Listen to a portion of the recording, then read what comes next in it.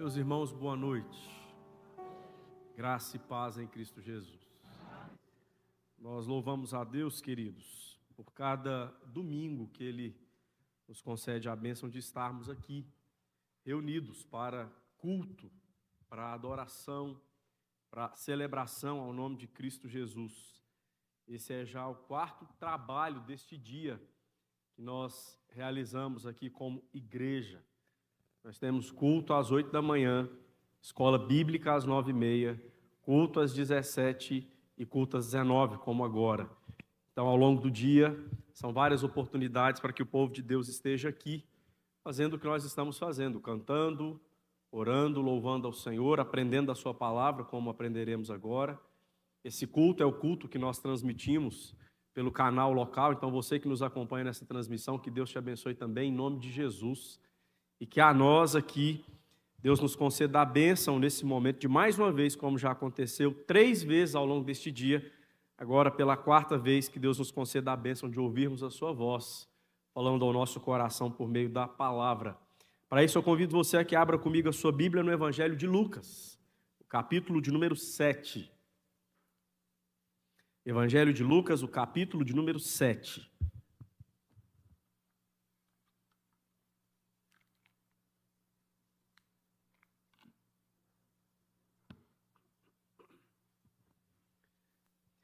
Neste capítulo, nós faremos a leitura dos versículos 11 a 17. Evangelho de Lucas, o 7º capítulo, leitura do versículo 11 até o versículo de número 17. O texto sagrado assim nos diz: Em dia subsequente, dirigia-se Jesus a uma cidade chamada Naim, e iam com ele os seus discípulos e numerosa multidão.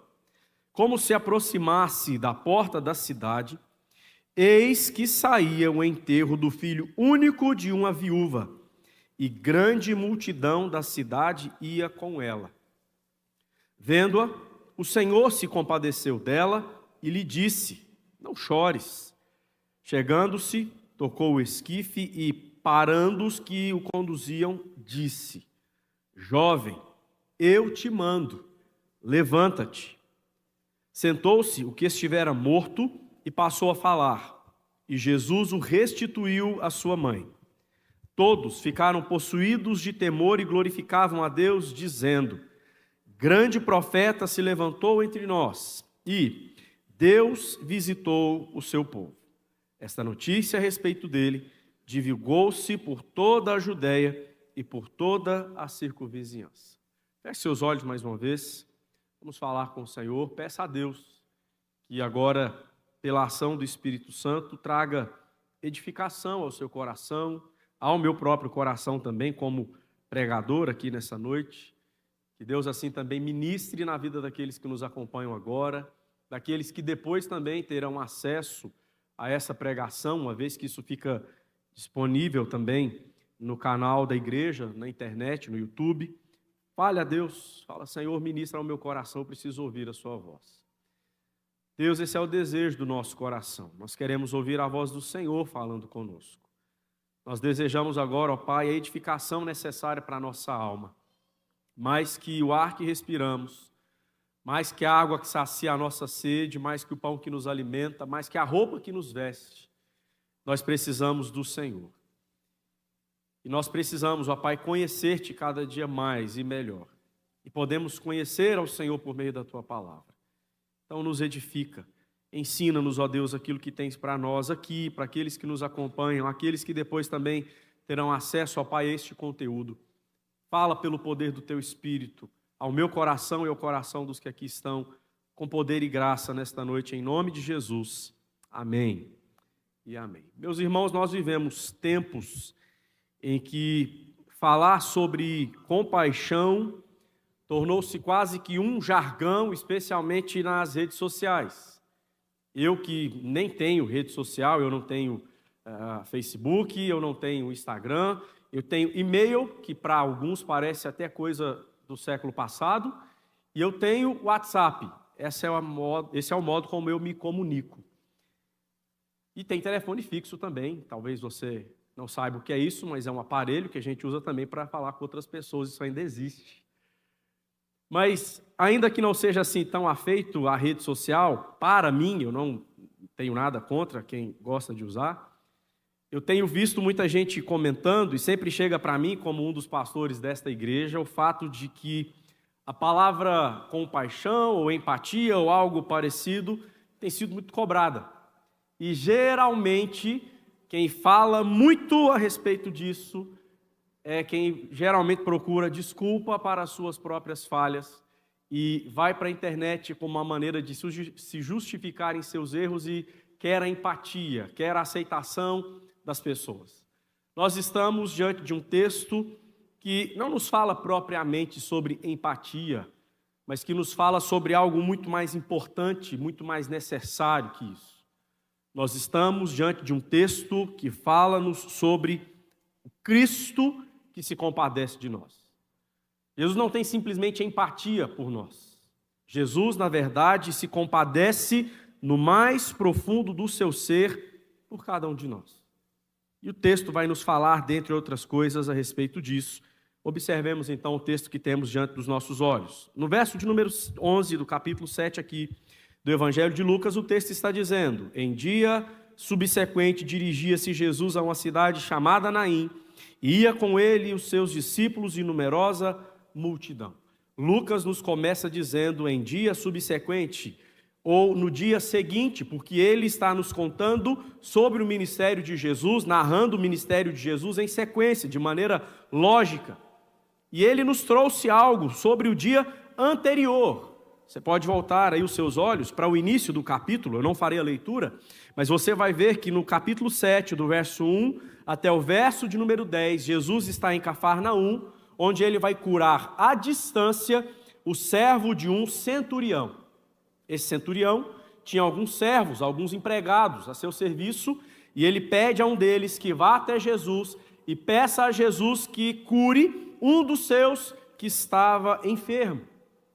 Mas ele diz: olha, peça a Jesus que cure esse meu servo que está enfermo.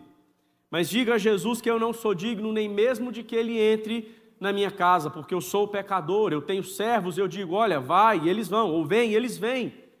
E eu sei que a palavra de Jesus tem autoridade, de onde ele está, ele pode muito bem ordenar que aqui mesmo o meu servo seja curado. E Jesus fica admirado com a fé daquele homem. E ordena, e a cura acontece, ainda que Jesus não esteja lá, presente, literalmente falando, e o servo daquele centurião recebe a cura. Isso aconteceu, e agora no dia seguinte, Jesus está caminhando para um lugar, e quando eles chegam àquele lugar chamado Naim, Jesus está acompanhado por seus discípulos, e o verso 11 vai dizer que ele está também acompanhado por numerosa multidão. Certamente essa multidão está movida pela empolgação da cura que se deu no dia anterior. Essas pessoas saíram de Cafarnaum acompanhando Jesus e os seus discípulos, elas ouviram falar a respeito dessa cura e elas estão empolgadas. O ambiente que envolve agora os discípulos e essa multidão, então, é um ambiente agradável. Há um senso de alegria, de gratidão, de celebração a Deus, porque Ele manifestou o seu poder por meio de Jesus, curando o servo daquele centurião. E as pessoas estão agora empolgadas e a expectativa delas é: nós testemunhamos um milagre ontem, lá em Cafarnaum. Agora nós estamos acompanhando Jesus e os 12 indo a Naim. O que será que Jesus vai fazer? Será que Jesus vai curar mais enfermos? O que tem Jesus para fazer? Então perceba, essas pessoas têm essa expectativa. Essa é a multidão que sai de Cafarnaum com Jesus e os discípulos. E eles estão indo para Naim.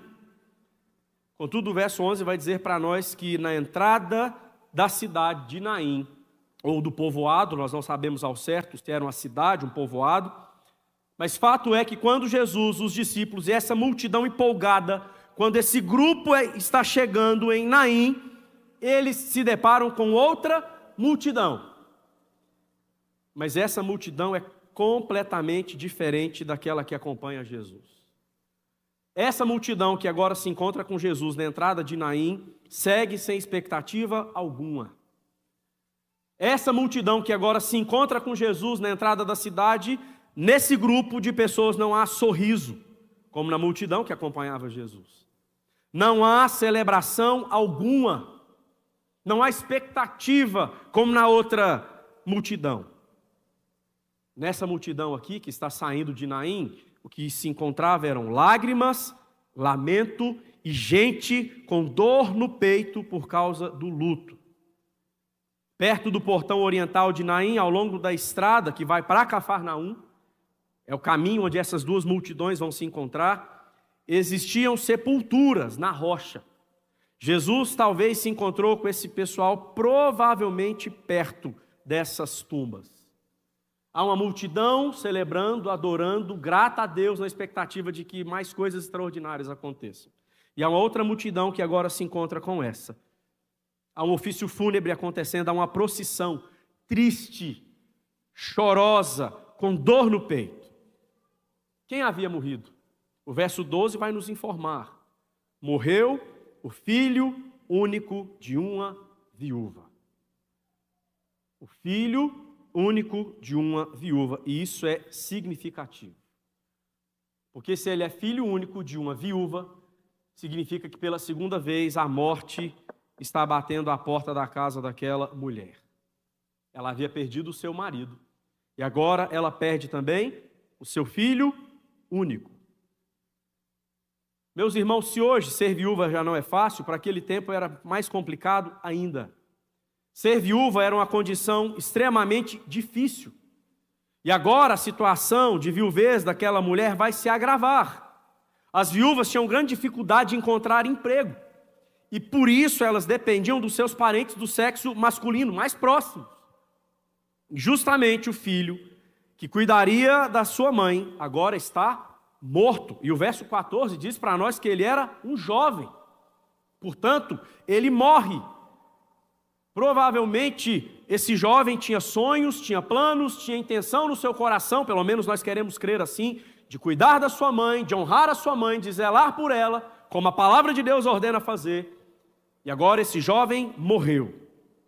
E a questão não é apenas de sustento para a mãe. O filho também seria aquele que protegeria, que traria o cuidado, a segurança para a mãe. Quando chegasse na velhice, ela teria os cuidados desse filho. Mas há outra questão também. Seria ele o responsável por perpetuar a linhagem da família. O nome da família continuaria. Embora o pai já tivesse morrido, o filho agora vai continuar a linhagem e a família será preservada no seu nome. Será uma família honrada. Mas não há esperança alguma para essa mãe agora. Nada disso está presente no coração dela. Ela já não nutre mais nenhuma expectativa. A coisa é tão complicada que as pessoas que a acompanham sabem da situação terrível que ela vai passar agora. E é por isso que a cidade se compadece dela. Porque olhe mais uma vez, por favor, para o verso 11. Ou melhor dizendo, para o verso 12. Como se aproximasse da porta da cidade, eis que saía o enterro do filho único de uma viúva, e grande multidão da cidade ia com ela. Nós não sabemos quantas pessoas eram. Nós não sabemos se Naim era uma cidade, um povoado, se tinha ali 500 pessoas no povoado, 5.000 pessoas como cidade. Fato é que a maioria das pessoas, que aquela população agora se compadece dessa mulher, que perdeu o marido e que agora perdeu o seu filho. E nesse contexto há 3 cenas que eu quero observar aqui com a igreja nessa noite. 3 cenas que eu passo a destacar. A primeira delas é a cena da compaixão. Verso de número 13. Vendo-a, o Senhor se compadeceu dela e lhe disse: não chores. Vendo-a, o Senhor se compadeceu dela e lhe disse: não chores. Primeiro, o verso 13 está dizendo para nós que Jesus a viu. E não é simplesmente o ver como você está me vendo agora, ou que eu estou vendo você nesse momento aqui diante dos meus olhos. O texto está dizendo para nós que Jesus a notou, que ele a observou. No original significa ver com percepção ou significado. Jesus não está olhando para aquela viúva e agora que também perdeu o seu filho de qualquer maneira. Há um autor que diz que ao olhar para aquela mulher, Jesus, o Filho de Deus, comoveu-se nas profundezas do seu ser. Jesus olha para aquela mulher com compaixão. E é o que o texto vai dizer na sequência. Depois de olhar, ele se compadece dela. Significa que Jesus está sentindo a sua dor. Compaixão quer dizer que Jesus estava sendo movido nas entranhas ou nas partes mais internas do corpo. Compaixão foi o sentimento de Jesus em outras oportunidades do seu ministério, como por exemplo, quando Jesus está ensinando, ele ensina para uma multidão e ele percebe que aquela multidão estava exausta e faminta como ovelhas que não tinham pastor. E sabe o que Jesus faz, movido pela compaixão por aquela multidão, exausta, aflita, faminta? O tão conhecido milagre da multiplicação de pães e peixes. Isso está no Evangelho de Marcos, capítulo 6. O texto ainda vai nos dizer que Jesus conversa com aquela mulher. Ele olha para ela, ele se compadece dela e agora ele conversa com ela. O texto diz que Jesus lhe disse. Significa que ele se dirigiu intencional e propositalmente a ela com sincero interesse. Não é a primeira vez que Jesus faz isso e não será a última também. Porque com Marta e Maria, duas irmãs, no contexto da morte de Lázaro, Jesus chega e conversa com elas. Lázaro já estava morto há 4 dias e Jesus chega, conversa com aquelas duas irmãs. Agora ele chega e conversa com a viúva que também perdeu seu filho. A conversa entre Jesus e essa mulher não é simplesmente por mera formalidade. Não é porque Jesus está simplesmente sendo educado e ele vai chegar e conversar com essa mulher e dizer para ela, meus pêsames, eu sinto muito, eu lamento. Não, a intenção de Jesus é conversar com ela. Sabe por quê, irmãos? Porque pessoas com dor precisam falar. E pessoas com dor também precisam ouvir. É isso que nós passamos aqui nos nossos gabinetes como pastores, nas visitas pastorais que nós fazemos. Deus sabe quantas vezes nós estamos acompanhando irmãos e irmãs enlutados, irmãs enlutadas, porque perderam o marido, ou irmãos enlutados porque perderam a esposa, pais que perderam seus filhos. E muitas das nossas visitas como pastores ou presbíteros da igreja, às vezes a gente chega no lar e simplesmente dá um abraço, nós nos sentamos e ficamos ali 1 hora, 1h30, 2 horas, e as pessoas estão falando e nós estamos ouvindo. Pessoas com dor no peito precisam falar. E elas também precisam ouvir. E agora Jesus tem uma conversa com essa mãe. A Jairo, quando informado que sua filha única também havia morrido, Jesus conversa com ele. Jesus diz assim para ele, não temas, crê somente, ela será salva. Aqui mesmo no capítulo 8 vai dizer isso, no Evangelho de Lucas. Com as duas irmãs que eu já citei, Maria e Marta, as irmãs de Lázaro, Jesus chega naquele contexto e chora com elas. João 11:35 simplesmente diz, Jesus chorou. Embora seja um versículo tão pequeno, carrega um significado extraordinário e grandioso. Jesus conversa com aquelas irmãs e Jesus chora com elas.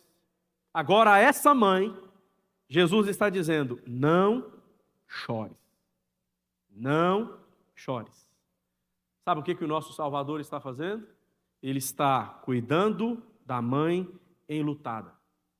O milagre virá na sequência, mas o foco de Jesus está primeiro na mãe entristecida. Pense um instante. Jesus poderia muito bem ter chegado ali naquela cena e se dirigido de imediato ao filho que estava morto.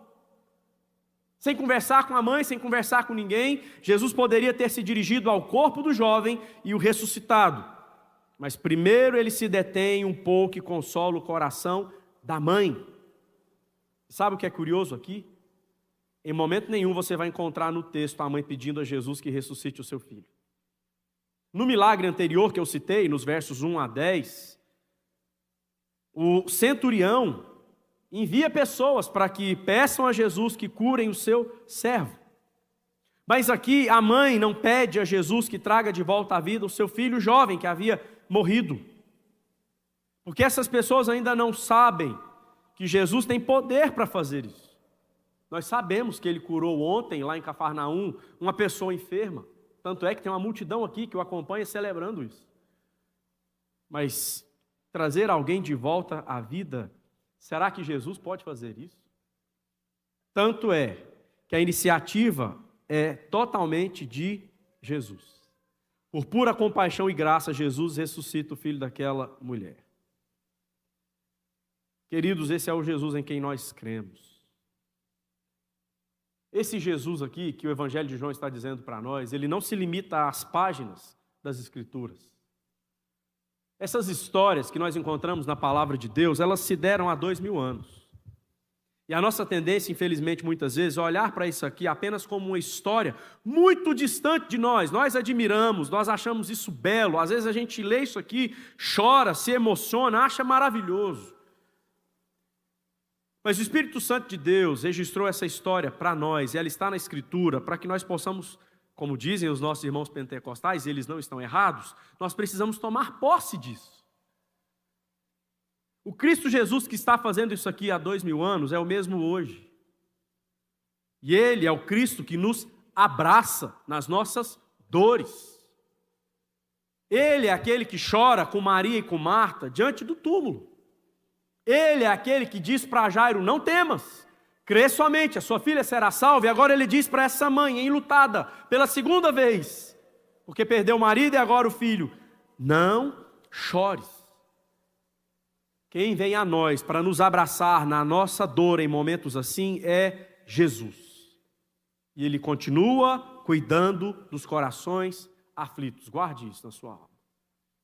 Jesus continua cuidando dos corações aflitos. E diante desse Jesus, nós vamos agora observar a segunda cena. Ela está nos versos 14 e 15. Se a primeira cena é a cena que Lucas apresenta a nós a compaixão, na segunda cena ele vai apresentar a nós agora, propriamente dito, o milagre. Vejam os versos 14 e 15, eles dizem assim, chegando-se, tocou o esquife, ou a maca em que estava o corpo, ou o caixão, algo assim, e parando os que o conduziam, disse, jovem, eu te mando, levanta-te. Sentou o que estivera morto e passou a falar, e Jesus o restituiu à sua mãe. A palavra de compaixão consolou a mãe. Agora a palavra de majestade e poder traz o jovem de volta à vida. Olha que coisa maravilhosa nós encontramos na pessoa de Jesus. Quando fala a mãe enlutada, Jesus fala com doçura, fala com amor, fala com graça, com bondade, com compaixão, como o texto deixa claro. Mas agora, quando Jesus se dirige à morte, a sua palavra é de poder e é de autoridade. E essa palavra traz o jovem de volta à vida. Isso é maravilhoso, porque a palavra de Jesus tem poder para fazer até mesmo os mortos ouvirem a sua voz. Agora aplica isso à sua vida como eu preciso aplicar a minha, espiritualmente falando, não foi isso aqui que aconteceu conosco, irmãos? Efésios vai dizer que nós estávamos mortos em delitos e pecados. Ainda assim, o Espírito abriu os nossos ouvidos e hoje nós ouvimos a poderosa voz do Filho de Deus que nos trouxe vida abundante. E essa mesma voz está literalmente agora trazendo vida a esse jovem. E é curioso porque o verso de número 15 vai dizer que quando Jesus dá a ordem para que ele volte à vida, ele se levanta de fato. Ele se levanta dos mortos e ele se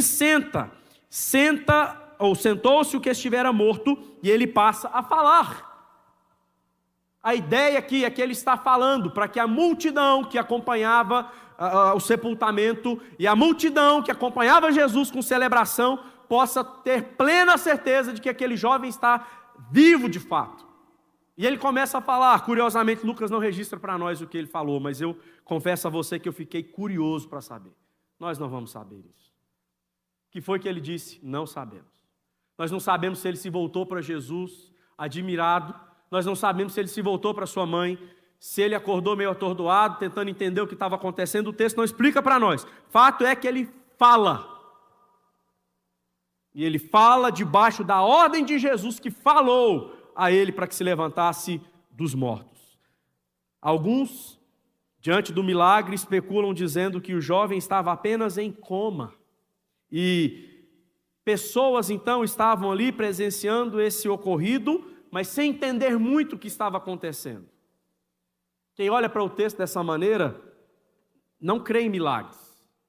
Infelizmente tem muita gente que olha assim para a Escritura, que acha que a Bíblia é simplesmente uma lenda judaica, uma história que tem que ficar lá no passado, que todos os elementos de milagre têm que ser retirados dela. A Bíblia é simplesmente um livro para falar de questões morais. Milagres não existem, isso é apenas lenda. Mas o texto está deixando muito claro para nós que esse jovem de fato se levantou dos mortos. E há um detalhe importante aqui. O único que registra esse milagre é Lucas, e Lucas era médico. Portanto, quem poderia, ainda que não estivesse presente, porque a história chega para ele depois, ele narra isso, ele conta para nós, quem poderia então atestar se aquele jovem estava morto ou não, era um médico. O atestado de óbito tinha que ser assinado por um médico, digamos assim. E é Lucas, o médico amado, que está dizendo para nós que ele estava morto sim, e agora ele volta à vida, ele não estava em coma coisa nenhuma. E ele começa a falar. Jesus está tendo um embate com a morte. E isso se dará algumas vezes em seu ministério, como nos já citados casos aqui da filha de Jairo e de Lázaro, que volta dos mortos 4 dias depois. Mas também aqui mesmo, nesse capítulo, veja o verso de número 22. O verso 22 diz assim: Então Jesus lhes respondeu: Ide e anunciai a João o que vistes e ouvistes. Os cegos veem, os coxos andam, os leprosos são purificados, os surdos ouvem, os mortos são ressuscitados e aos pobres anuncia-lhes o evangelho. Nós sabemos de 3 casos que Jesus trouxe pessoas de volta à vida. A filha de Jairo, Lázaro e agora o jovem que estava morto, filho dessa viúva. Mas Jesus trouxe outras pessoas à vida. Nós não sabemos quantos foram os milagres de ressurreição. Mas Jesus mandou dizer a João Batista: olha, diga a João Batista que os mortos estão ressuscitando por causa da minha palavra. O embate principal com a morte se daria na cruz e no túmulo de Jesus, que ficaria vazio. Mas ao longo do ministério de Jesus, nós temos alguns episódios de Jesus tendo embates com a morte. E o texto segue dizendo para nós que o ato de tocar a maca, o esquife, ou o caixão, ou quem sabe Jesus ter tocado até mesmo o corpo, nós não sabemos. Lá no Antigo Testamento dizia para nós que aquele que tocasse o corpo de uma pessoa morta seria considerado cerimonialmente impuro. Você não poderia tocar um corpo morto, nem mesmo de animal. Mas ali estava aquele que é Senhor sobre a vida e a morte, e que é santo, que não poderia se contaminar com qualquer impureza deste mundo. E Lucas deixa isso claro para nós. Lucas está dizendo para nós que Jesus é Deus. E o milagre deixa isso tão claro quanto a luz do sol. Porque foi diante da morte que o próprio Senhor Jesus Cristo disse, não aqui, mas em João capítulo 11, eu sou a ressurreição e a vida, quem crê em mim, ainda que morra, viverá. O Deus Todo-Poderoso e Eterno se revela a nós na pessoa de Jesus, o seu Filho. E Ele nos ama de maneira tal que Ele cuida de nós nos mínimos detalhes, o texto vai dizer isso.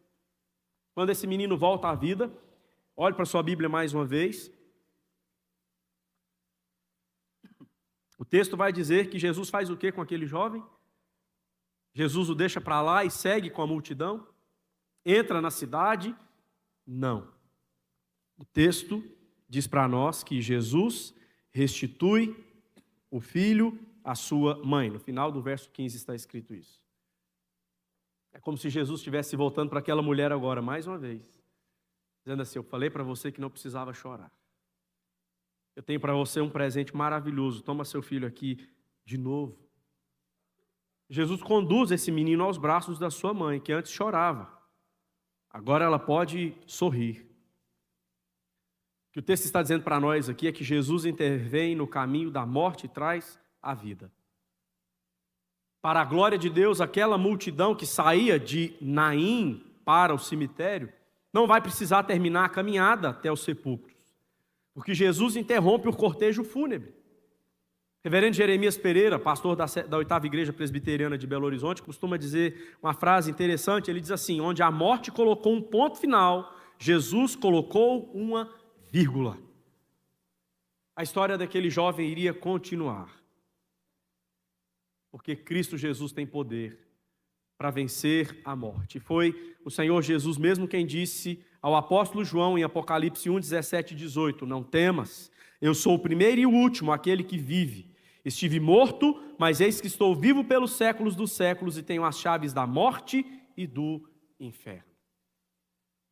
Quando Jesus se depara com aquela situação tão terrível, com aquela cena de morte, ele faz um milagre e traz o jovem de volta à vida. E nós entramos na terceira e última cena que o texto vai nos revelar. É a cena da celebração, e ela está no verso de número 16, que diz assim: todos ficaram possuídos de temor e glorificavam a Deus, dizendo: grande profeta se levantou entre nós, e Deus visitou o seu povo. Essa é a terceira cena que nós temos aqui. Nós temos a primeira cena, que é a da compaixão, a segunda cena, que é a do milagre, e a terceira e última cena, que é a da celebração. Agora não apenas uma, mas duas multidões se unem em louvor a Deus. Já não há mais choro, agora o que se encontra é celebração a Jesus, o autor da vida. Para a glória de Deus, essas duas multidões agora vão se unir em louvor, em celebração. As pessoas reconhecem algo especial na pessoa de Jesus, e elas vão fazer duas afirmações a seu respeito. A primeira delas: grande profeta se levantou entre nós. O que essas pessoas estão dizendo é: Deus se lembrou de nós, como se lembrou de pessoas necessitadas lá nos tempos do Antigo Testamento. Lembre-se, por meio do profeta Elias e por meio do profeta Eliseu, Deus trouxe mortos de volta à vida, mostrando que mesmo em tempos de crise para a nação de Israel, o seu povo, o povo da aliança, Deus não havia abandonado o seu povo amado. E por meio desses profetas, Eliseu e Elias, ou Elias e Eliseu, Deus manifestou o seu poder por meio de ressurreições. O povo provavelmente tinha isso em mente, dizendo: assim como Elias e Eliseu, Deus também levantou um grande profeta entre nós. E eu sinceramente não consigo imaginar esse povo dizendo isso de maneira comedida, tranquila. Olha que importante, um profeta se levantou agora entre nós. Lembre-se, eles estão diante de um jovem que se levantou dentre os mortos. Então essas pessoas estão empolgadas, todas elas agora. E a segunda afirmação que eles fazem a respeito de Jesus é: Deus visitou o seu povo. Deus visitou o seu povo. Isso significa que há interesse de Deus em nos abençoar. Há interesse de Deus em abençoar o seu povo. E todas as bênçãos que Deus concede ao seu povo só podem se dar por meio de Jesus, o seu Filho. Jesus é verdadeiramente aquele que vem da parte de Deus. E é aquele que desceu do céu para nos revelar a glória do Pai. Jesus deve ser de fato adorado, celebrado, porque Ele é o único Deus verdadeiro. Suas obras grandiosas nos levam a louvá-lo e a adorá-lo. Neste sentido, Lucas registrou no capítulo 1 desse evangelho, no verso 68, o cântico de Zacarias, pai de João Batista, que disse assim: bendito seja o Senhor Deus de Israel, porque visitou e redimiu o seu povo. Isso está em Lucas capítulo 1, verso 68. Agora no capítulo 7, no verso de número 16, nós encontramos a multidão dizendo: Deus visitou o seu povo. Zacarias está dizendo: Deus visitou o seu povo porque vai nascer do ventre de Maria o Messias. Agora a multidão já contempla o Messias, com mais de 30 anos de idade, dizendo: de fato Deus nos visitou, como Zacarias disse lá no capítulo 1, verso 68. E nos visitou de tal maneira que Ele fez esse milagre acontecer diante dos nossos olhos. Grande profeta se levantou entre nós e Deus visitou o seu povo. A pergunta é: será que você já recebeu a visita de Jesus? Será que na minha casa e na sua, essa visita poderosa já aconteceu? Jesus é poderoso para trazer vida à minha vida e à sua vida. Jesus é poderoso para visitar com poder e graça a minha casa e a sua. Esse Jesus que tem poder para ressuscitar os mortos, também tem poder para restaurar relacionamentos quebrados. Você talvez estão me ouvindo aqui falando, pastor, mas eu estou bem, não tenho sentimento nenhum de tristeza, porque eu não perdi recentemente nenhum parente, nenhuma pessoa amada. Então essa pregação não é para mim. Mas a dor não se dá apenas com a morte. Muitas vezes nós guardamos o luto por pessoas que estão vivas, porque os nossos relacionamentos se quebram. E quando relacionamentos se quebram, nós guardamos luto por pessoas que estão vivas ainda. Jesus tem poder para restaurar relacionamentos quebrados, quando Ele visita a nossa vida e a nossa casa. Jesus também tem poder para trazer alegria ao coração entristecido. Por qual motivo talvez você está triste? É o seu emprego, que agora fechou as portas, você está preocupado que não tem como sustentar a sua família? Ou é a sua empresa que está para falir e você tem a sua família e outras famílias de funcionários para sustentar e você está preocupado, ansioso, entristecido com isso, inquieto? Quem sabe é o coração que está depressivo, angustiado, inquieto. Jesus, quando visita, Ele ministra bênção e cura para tudo isso. Irmãos, o encontro de Jesus com aquela mãe não foi mera coincidência. Ou quem sabe, alguém poderia dizer assim, um surpreendente detalhe do destino ou do acaso. De modo algum. Isso não é obra do destino. Nós temos aqui a mão da providência de Deus guiando Jesus e as duas multidões para o seu propósito perfeito. São 3 cenas. A primeira é a da compaixão, a segunda do milagre, a terceira cena da celebração, a pessoa de Jesus. Ele se compadece da viúva enlutada, ele traz de volta à vida o jovem que estava morto e agora ele é celebrado pela multidão. E o texto termina dizendo para nós no verso 17 o seguinte, vai mais uma vez, olhe para a sua Bíblia. Esta notícia a respeito dele divulgou-se por toda a Judéia e por toda a circunvizinhança. Essa notícia a respeito dele divulgou-se por toda a Judéia e por toda a circunvizinhança. As pessoas ficaram tão felizes com o que testemunharam naquele dia, ou naqueles 2 dias, lá em Cafarnaum, a cura do servo do centurião, e agora no dia seguinte, em Naim, a ressurreição do filho da viúva. Que elas saem e vão espalhar essa notícia onde elas chegam. Meus irmãos, essa mesma notícia está correndo o mundo ainda hoje, louvado seja Deus por isso. Essa notícia está correndo o mundo de tal maneira que ela chegou aos meus ouvidos e aos seus ouvidos também, pela pregação da palavra de Deus, tão somente por isso.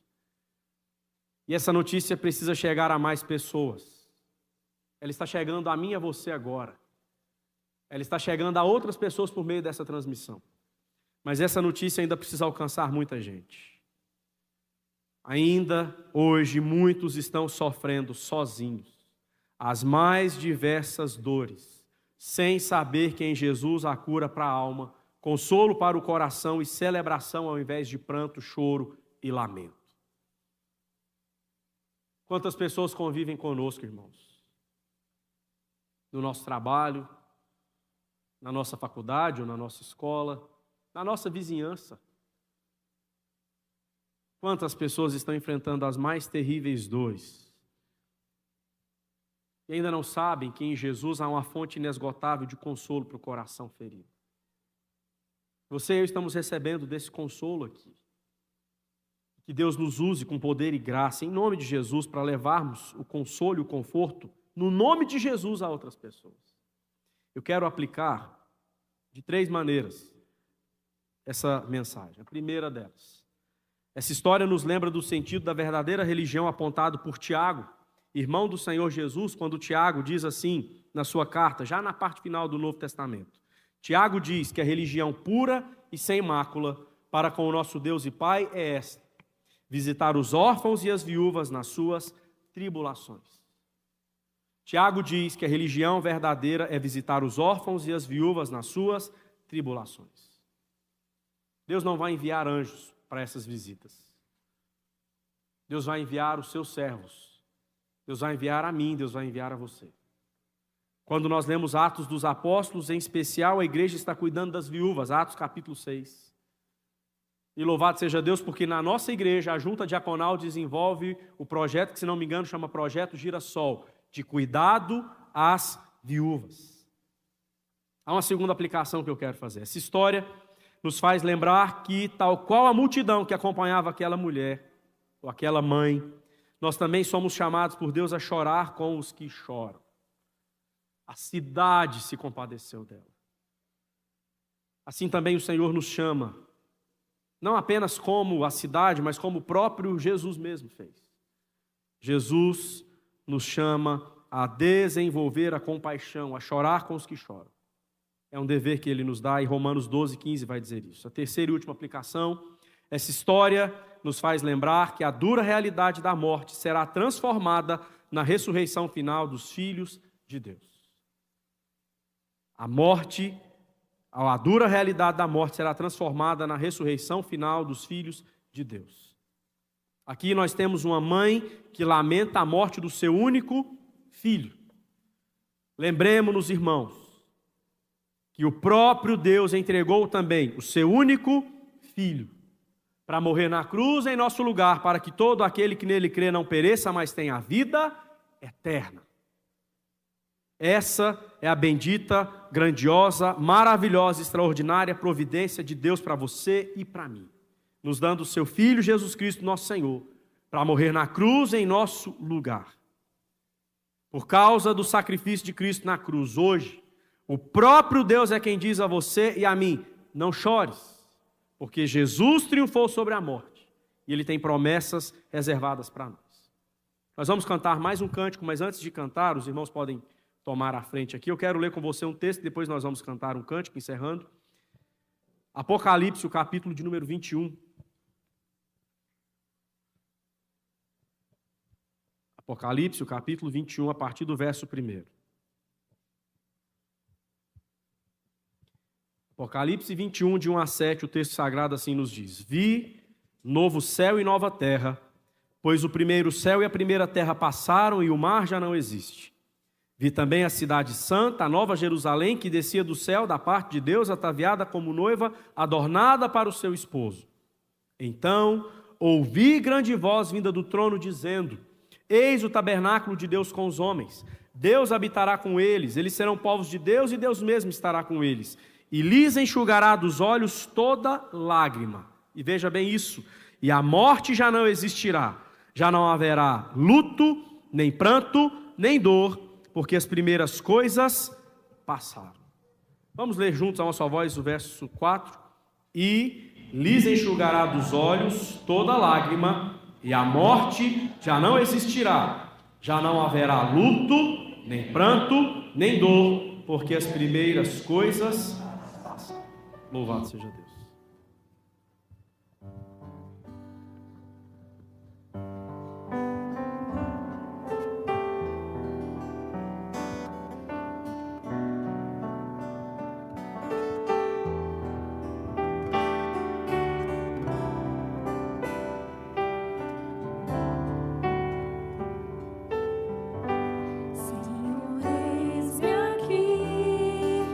Vem transformar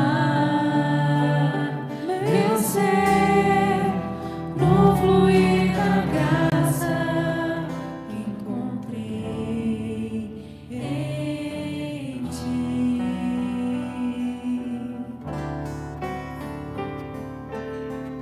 Senhor, descobri que as fraquezas cá em mim podem ser vencidas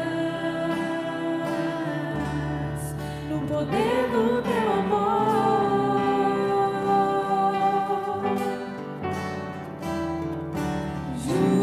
Junto a ti, teu amor me envolve,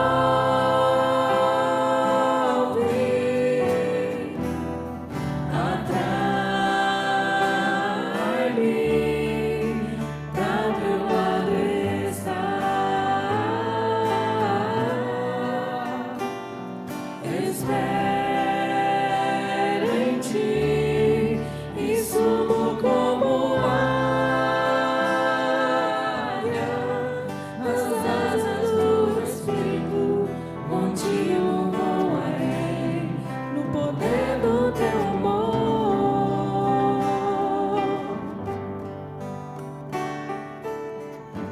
Face a face, quero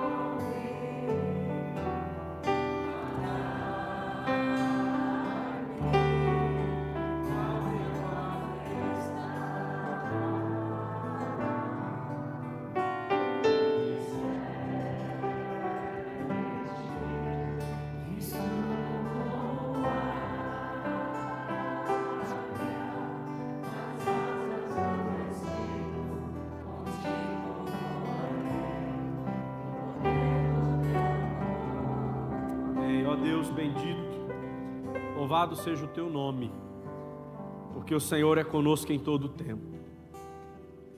Como afirmou Davi, no Salmo de número 23, ainda que eu ande pelo vale da sombra da morte, não temerei mal algum, porque tu estás comigo. Louvado seja o teu nome, ó Deus, porque o Senhor se importa conosco de tal maneira que sente as nossas dores, se compadece de nós, chora as nossas lágrimas. É o Senhor quem vem a nós e nos abraça no luto, no pranto, na dor, na angústia, na aflição. É o Senhor, por meio do teu Santo Espírito, quem opera com conforto e com consolo na alma do seu povo. Obrigado, ó Pai, porque nós temos sido alvos dessas bênçãos tão maravilhosas. Continua, ó Deus, cuidando de nós, assim como o Senhor cuidou daquela viúva que havia perdido o seu único filho. Se importou com ela, conversou com ela, levou a ela de volta o seu filho. Assim também o Senhor está cuidando de cada um de nós aqui, com o seu amor que nos abraça, com a sua misericórdia que se renova sobre nós cada manhã, com a sua bondade que não tem fim, acima de tudo com a salvação que por meio de Cristo na cruz do Calvário o Senhor nos concedeu. Obrigado porque o Senhor se entregou o seu único filho para morrer na cruz em nosso lugar, e Ele venceu a morte, nos dando a certeza de que nem mesmo a morte, nem a vida, nem os anjos, nem os principados, nem as coisas do presente, nem do porvir, nem qualquer outra criatura podem separar-nos do amor de Deus, revelado a nós na pessoa de Jesus Cristo, em quem nós somos mais que vencedores. Louvado seja o teu nome. Ó Deus, leva-nos em paz agora aos nossos lares, para essa semana que, ó Deus, se apresenta a nós, para o restante deste ano, ó Pai, que nós ainda temos pela frente. Leva-nos, ó Deus, a viver os nossos dias confiados nesse Jesus, que é o mesmo ontem, hoje e o será para todo sempre. Amém. Povo de Deus, ide em paz. Que o amor de Deus e o nosso eterno Pai, que a sua graça maravilhosa, bendita, que se revelou a nós na pessoa de Jesus, o Filho, que todo o consolo e o conforto disponíveis a nós na pessoa do Espírito Santo de Deus, sejam conosco aqui e com toda a igreja, o povo amado de Deus espalhado pela face da terra, hoje e para todos sempre. Amém. Amém.